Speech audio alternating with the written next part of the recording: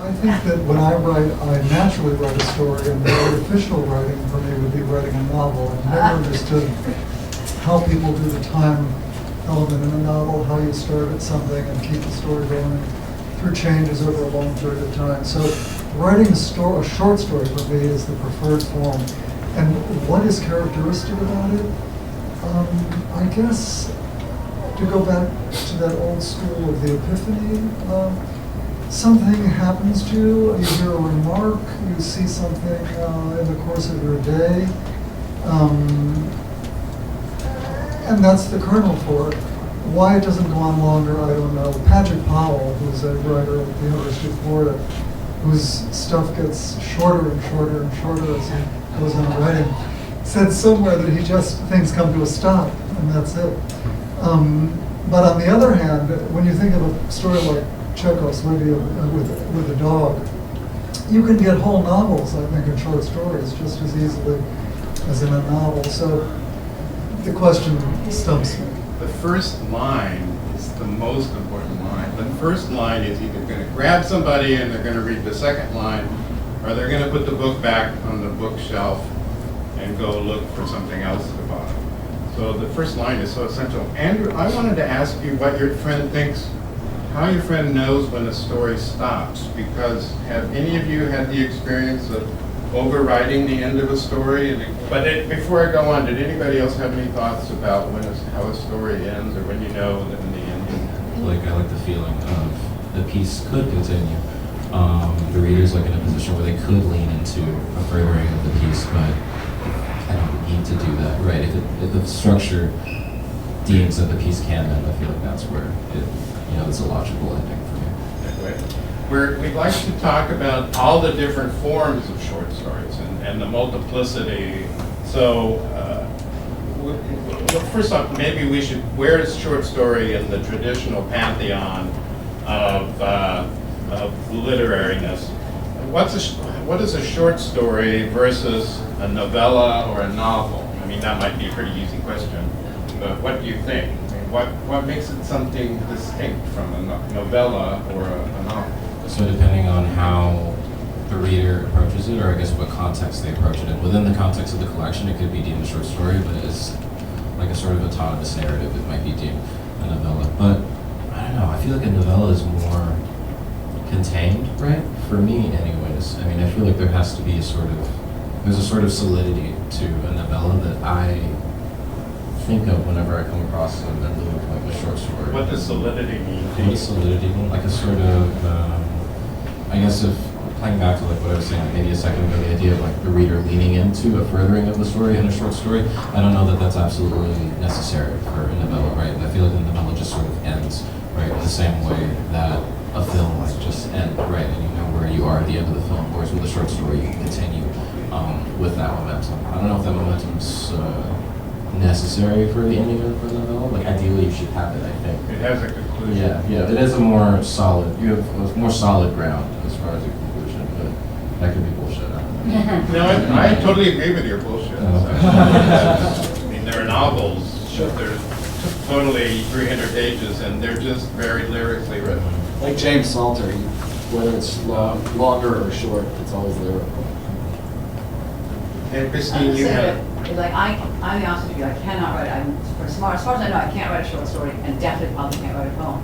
What I admire about those forms is that there's a distillation, and I look at the difference when I think of you guys' work, and I think there's something that happens there, as you mentioned. There's a turning thing that happens in most short stories. That's the key. That little thing that happens that suddenly it's either the conclusion or the story hangs on it. But there's also some little narrative that happens within it, and I think the flash fiction, I don't necessarily always see narrative. Like what I mean is something that kind of takes the beginning, the middle, end. Like I don't necessarily see that little infrastructure in flash fiction. But ultimately, to me, it's all distillation, which is why poetry is so powerful. So I think the lyricism goes out because a lot of lyricism has nothing to do with something that's supposed to happen. It can be complete ornament, and you're just going to dig it because it's so gorgeous. It's entertainment. As everybody was working around description, I was thing about the experience of the reader. Myself as a reader, I'm actually a pretty bad reader, especially with my eyes going. But I think a novel or a long form is something I can really get lost in and even hide in. Whereas a story, I don't really feel lost or hidden as much. I feel like I'm a passenger along for a ride. I mean, I want both. I want to go on rides and I want to get lost. I wanted to ask the panelists, do any of you write flash fiction? No. I did it when I was trying. You do? Yeah. So how did it feel writing flash fiction at first to not flash fiction? Flash fiction to not flash fiction. I would just piggyback on what you had just said. I mean, I suppose like with longer stories, I felt myself more immersed in the story, and that seemed to be my intention to lure the reader in a bit more into the story, whereas the very short pieces in the collection I just finished were meant to just sort of happen and then you're done and then you're moving on to the next story. Yeah.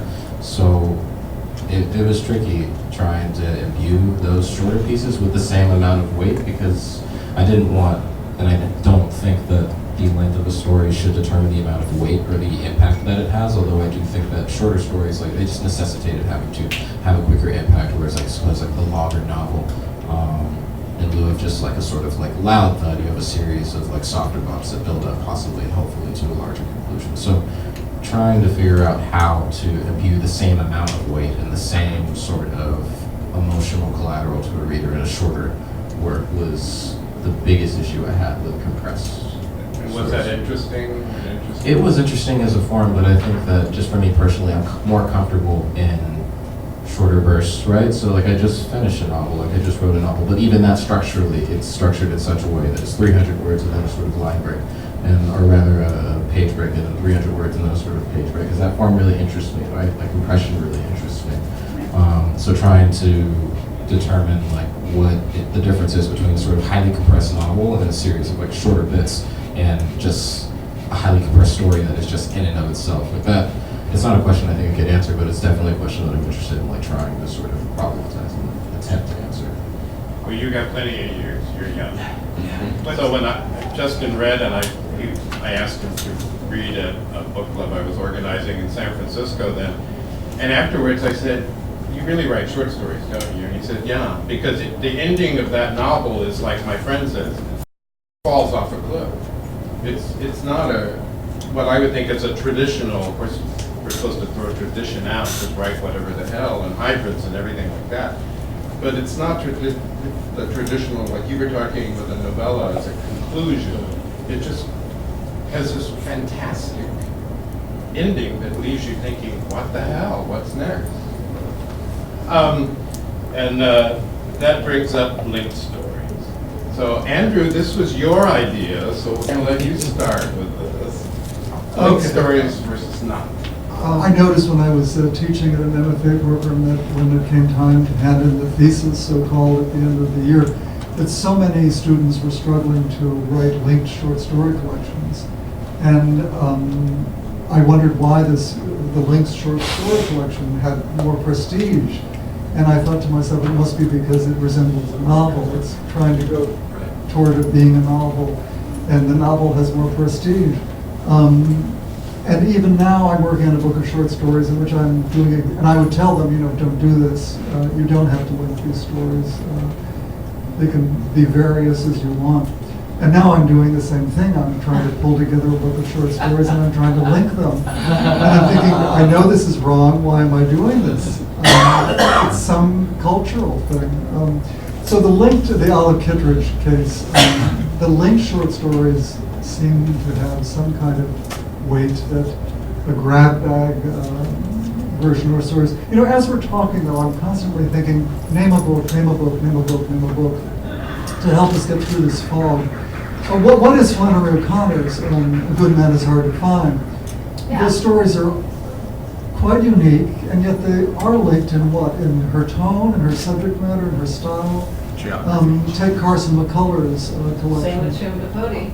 Very different. And Truman Capote, yeah. So I suppose on the one hand, you don't want to have a reader say about your book of short stories, oh, it was just the same character over and over again. At the same time, you want to have your book of short stories have someone say, oh, that was, yes, I followed that person for all these little incidents. I don't know the answer to it. It's just peculiar. But the linked thing about short stories is a very powerful weight cultural current. Well, do you think it still is? Jennifer Egan, Michael Carroll, Olive Kittredge. I never remember the author who wrote the linked story novel about Herald Examiner. I can never remember his name.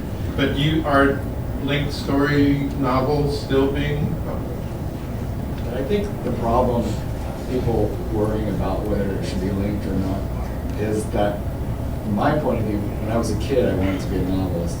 It's sort of like I'm a born-again short story writer. I find it like, I can't write novels, So I just evolved in that way. Taking things in small pieces is the best, for me. But I blame it on the Marvel Universe, where all of those comics were connected loosely, and now we've got them in the movie form, where the characters keep popping up in each other's stories. And it's sort of like a hunger to see what happens to this character or this personality in different circumstances. Which is different from, say, The Heart is a Lonely Hunter, where you've got like 6 stories in one novel. I think I was looking back a while ago and seeing a lot of the sort of 70s and 80s things, and people were calling them readers. Whenever people wrote things that weren't exactly kind of like it, they would become a reader, like so-and-so's reader, and you're like, wait, that person hasn't published enough to have a reader. Like, we read new stories, it's not like we're putting together a collection of published works. But they were this idea that you'd accepted something a reader had a variety of form. And now people are calling novels things that have a variety of form, whether or not the stories within them are linked.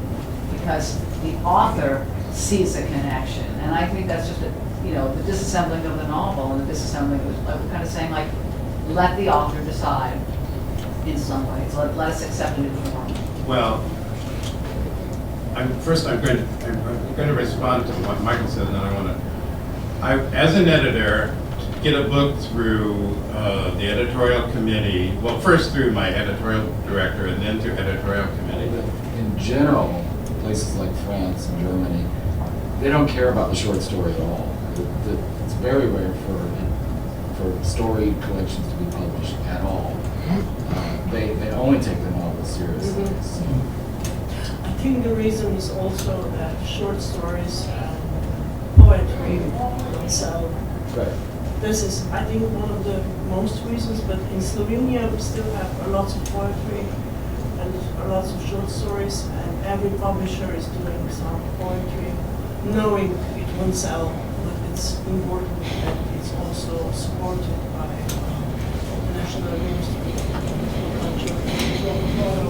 And I wanted to add that the linked stories, they seem to be also very important in our country, because it means that writer had a good concept when she or he started to write short stories. He or she knew what he was doing.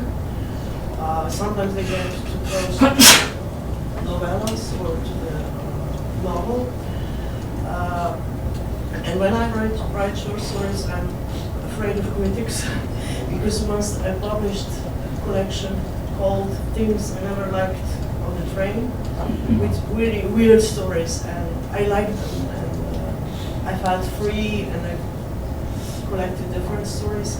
And then one of the critics wrote, oh, Tratnik wasn't really working on this collection. She just emptied her drawers. This is what you say when you're not just... Yeah. I'm not worried about what critics say because I never get reviewed. I mean, in this culture, if you get reviewed at all, you're pretty special. But do you worry about the marketing department? Yes, I do.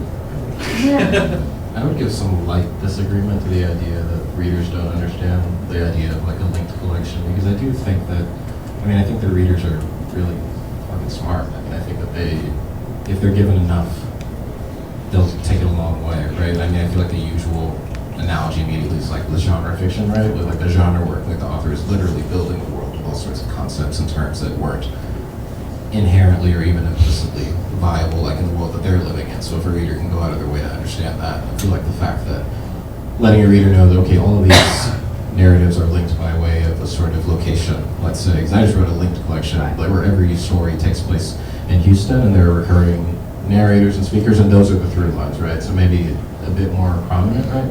I haven't read too much criticism of it, but I did see one bit that's called it like a novel in disguise, right? Which is fine because if it's getting reviewed at all, it's like, you know, good for you. But at the same time, I think that we're in a moment. I mean, short story collections are doing a lot of really cool shit right now, because I have friends who are writing linked collections, right? And they're marketing them as linked collections. And while I don't know that I can generally or specifically speak to like the sales point or like the marketing point, because that'd just be really interesting to be in those rooms and see like what comps are being offered in order to sell those stories. They still do exist, and there are readers that speak to them as linked collections and as story cycles. So I think that there are readers out there for it. All right, so linked stories. So linked story collection as opposed to a novel in linked stories. Is there a difference? I would say it lies on the author. I mean, I feel like somebody said that. If an author says, hey, like this is a story cycle, I'm inclined to go with what they're saying in lieu of everything else. But that's just where I'm coming from. But I can't speak to like what another reader how another reader might approach it. I mean, and I think it just depends on like what the common thread is, or like what the through line is, right? Like there's Is there one? Yeah, exactly. Like Minjin Lee wrote this novel called Pachinko, right? It's a big fucking novel, and there are a number of different narrators, right? So really, like if you pulled it back, like if you opened the top of the hood, you could call it a linked story collection, right? Like Tommy Orange just published There, and people call it a novel, but you could call that shit like a linked story collection. But, you know, marketing does what marketing is going to do, so they're deemed novels. So I don't know that, I'd always fall back on like what the writer decides or how they decide to approach it. It seems to me that there are really distinct story traditions in Western Europe versus Central and Eastern Europe. And one of the things that I think has happened in American literature with writers like Lydia Davis and others is a kind of influence of Central and Eastern European story writing traditions that has sort of radically multiplied our sense of what stories can do and the way that parable and fragment can function. And I just wanted to know what that tradition is like in Slovenia, like the forms of the short story in Slovenia. As I know in Bulgaria, my friends, like the typical North American short story was something very strange for them. And in Bulgaria, the short story is the dominant literary form, much more important than novels. But it's a very distinct idea of what short stories are. So I don't know if that's interesting. I think there isn't one consistent definition of short story in Slovenia. I think we are biased by Western authors, like Raymond Carver.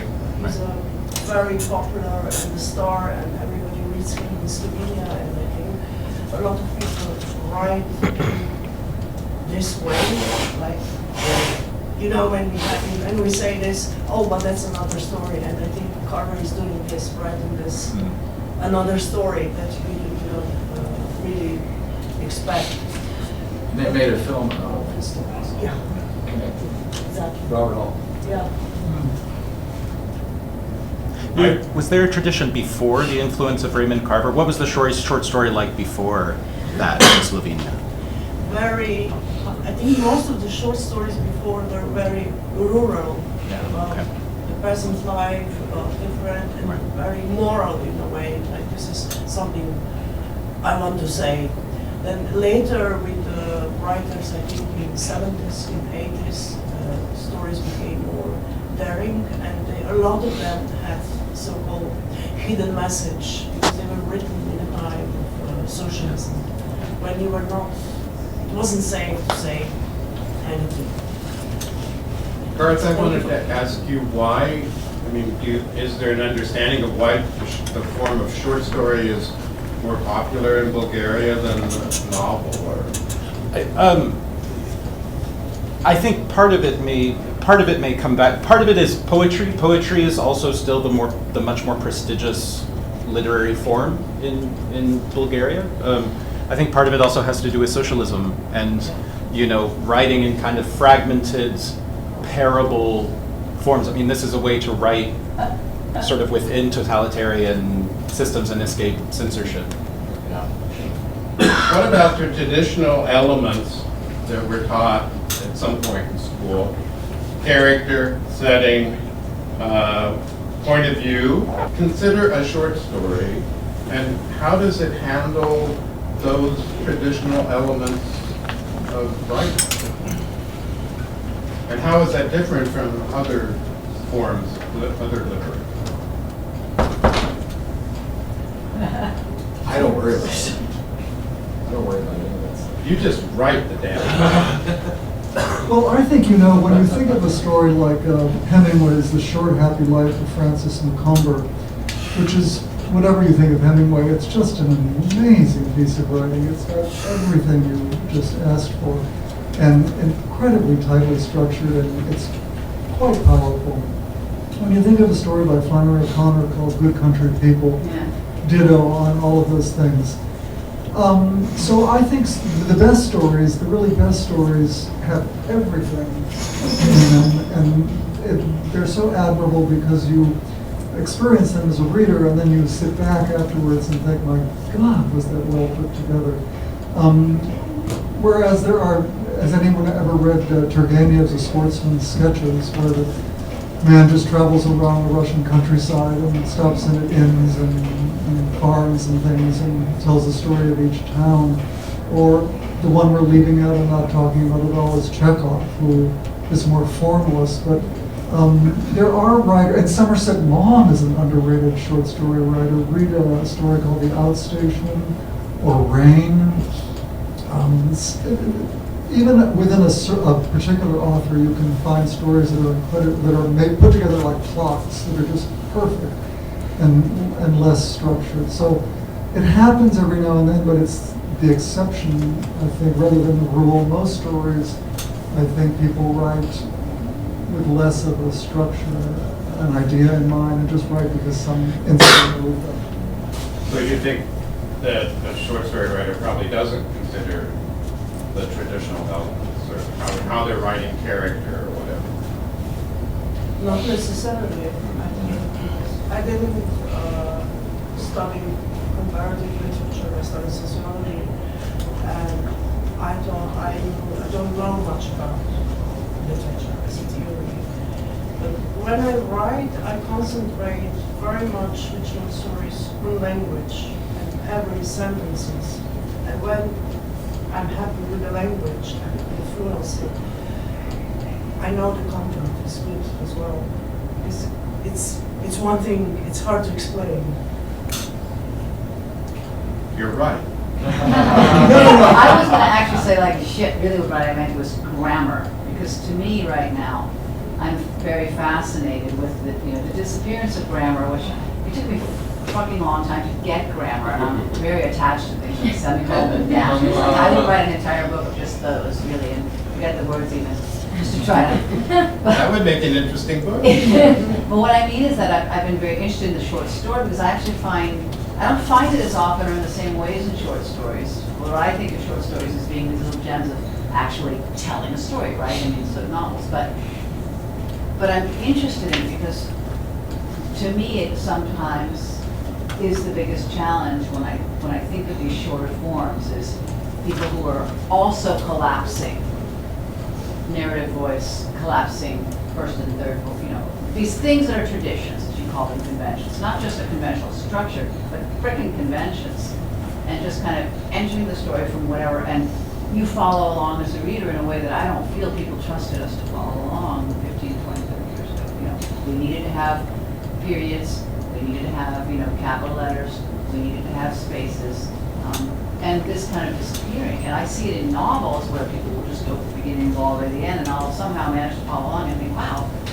And I see it a little bit in short stories, but I'm very curious about that because I see queer writers doing it a lot in poetry, in what they call long prose, and then sometimes that long prose becomes a short story, and so I'm just curious about that. You see them doing away with grammar or I do see people doing belittling away grammar? with a lot, and I love the idea of doing it. I mean, I'm compelled by it, thinking, oh, I was kind of hanging my hat on that, but how necessary is that? I'm not so much doing it, but I'm admiring it. I'm admiring people who do it, so I'm curious about it.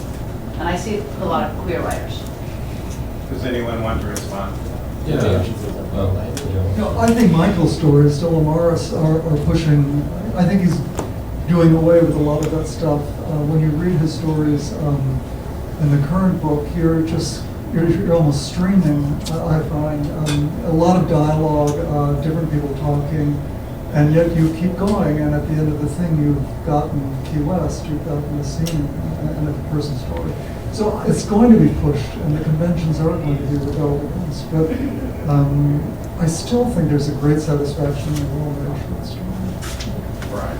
Yeah, I think the language is being pushed and it will continue to be pushed. I think the language is being pushed and it will continue to be pushed, and the conventions will continue to be pushed as people who weren't able to tell stories on a large platform or to have the opportunity to tell the stories that they want to tell, right? Like I have Vietnamese American friends or like Vietnamese friends or Mexican and Mexican American friends, and now that they sort of have the platforms to tell the stories they would like to tell, they're bending the language in a way that makes sense for them, right? Like in lieu of writing stories in Spanish, let's say, or writing them in like Tagalog. They're sort of transferring the mechanics of their first language into English, right? And also that permeates the form in order for that to make sense, right? So like when I do stuff, I usually don't like quotation marks just because I don't like the way that they look on the page.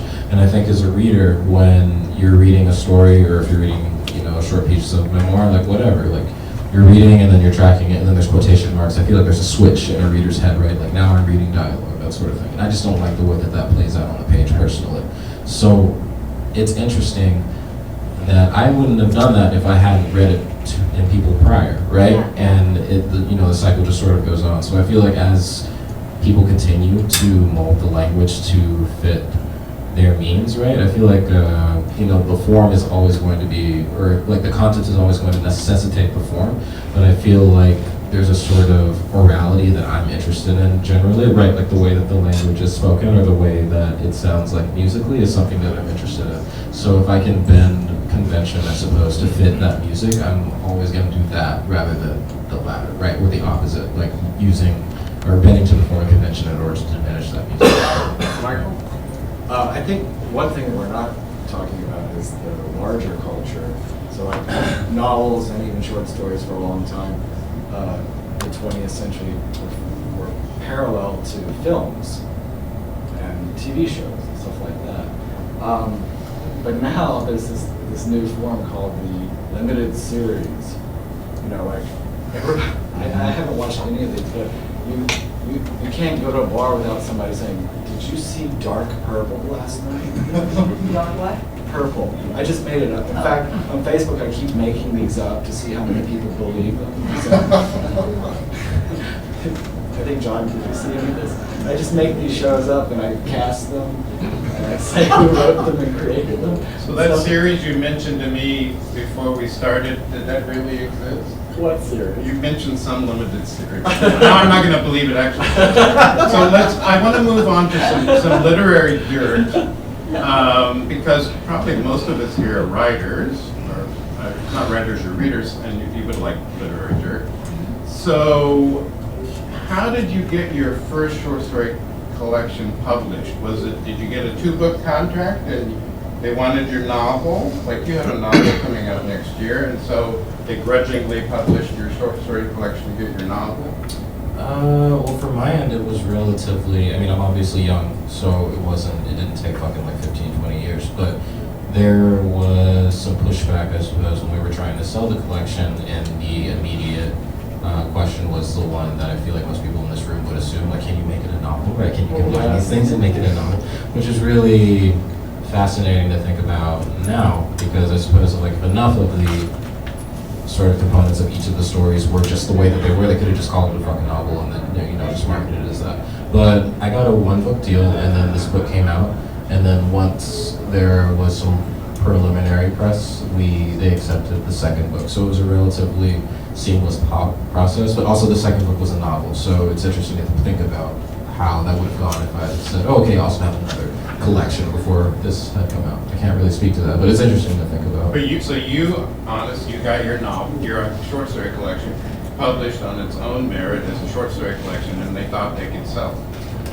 Yes, but I was also really fortunate to work with an editor who was amenable to the story cycle form and amenable to story collections, with a press that was amenable to that form. So a lot of different things lined up. I mean, I could easily see where if I had gone with a different house or a different press, they may have accepted it on the terms What of was it. the press? Riverhead? Riverhead, Riverhead, yeah. okay. Yeah, they publish collections, right? But I can easily see where if I went with them, if I went with someone else, let's say they may have accepted it as a collection and then said, actually, what we're going to do is this is going to be a novel. Like, that's not, I've seen it happen like could have happened. Yes, I published my first short stories collection in 1998-7. Because first I signed one of the stories to the women's short stories contest. And the story wasn't awarded, but it was selected. And my very good friend, a gay writer and gay activist, Bryan Washington, he just set up the gay publishing house. This was my dream, to publish a book, and then it happened. But I made it, and I immediately became in Slovenia known as a lesbian writer. And the critics wrote like, this is the vindication of lesbian rights, which wasn't my intention, not in the book. But then they also wrote, oh yes, but you can also write. Yes. And somebody even wrote, she overcame lesbian literature. I was 49 before I published my first book, so I just got tired of being rejected. So much so that I was tired of trying to write novels knowing that it's going to get rejected, so why finish it? So that's why this choice. Do you think that you write the short story voice of your area, your region? You're from Houston, so do you write Houstonian? Well, I write for the New Yorker fairly regularly at this point, so I can't speak, or shouldn't speak too much to that. But one thing that I will say is that I will say that of my peers and friends that write for them, they are actively making efforts to sort of combat that idea of a high vernacular that isn't dispensing information or that isn't dispensing narrative in lieu of a vernacular that's approachable or one that speaks and operates on the level that people talk while also telling a story that people would be interested in telling. So while that may not have been the case in the past for the magazine, I can say that for the web especially, there are people who are actively making efforts to combat, I guess, what is thought of or what could be thought of as like some sort of American canonical New Yorker story that every word has 5 to 6 syllables and the story starts in the same place that it ends, right? So I will say that there are people that are working against that notion. Whether there are as many as there should be, no, but it is something that is happening. Any other responses about writing from a different voice other than the New Yorker? Phrase that again. You're saying? Well, you said, you want to phrase it again? It was Oh, no, I think I know what you're saying. But I look at the New Yorker story, and I think that what Bryan said is true. They're obviously making an effort to really expand. They're doing non-American authors. Bryan's story that, in the New Yorker, the one I read, was not the usual New Yorker story at all. So they obviously are making an effort.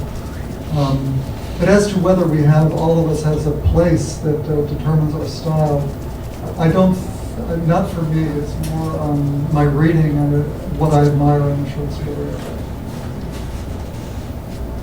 I guess the question is there really a regional voice? I mean, is the voice in Slovenia different than the voice in Los Angeles? You know, or is it the same species? I don't think so. I've been driving around, and no matter where you go, the local NPR person always sounds exactly like they do in Seattle. Well, that's like, I think that. I was in Mississippi. Cultivated. Right, it's cultivated. So, Dale? There was somebody from the audience who touched on a topic that really hasn't been addressed, which would be an interesting thing to speak further. But are we queering the form of short stories, or are we insisting on our queer subjects, characters, voices, or are we subverting the form as queer writer? Or both? Or all of it? I'll try to do this really quickly because I'm hungry too. But I had a friend, going back to what we were saying earlier, who made a comment. I said, oh, they wanted Little Reef, my first book, to be made into a novel. Well, we all just asked ourselves, what, we read it and we liked it. We thought, why can't it be a novel? And I was like, because the stories are not related, for one thing. And I talked to my friend Daniel, and he said, well, wait a minute. Why can't it be a novel? And I'm like, yeah, I used to think he was bisexual. Now I know he's straight. It's like a straight white thing to impose its fucking structure and this notion that a novel is better than a book of stories. And I think the most important thing is to realize that you're a gay man, like if you are, and realize, oh, there's something different that I have to offer.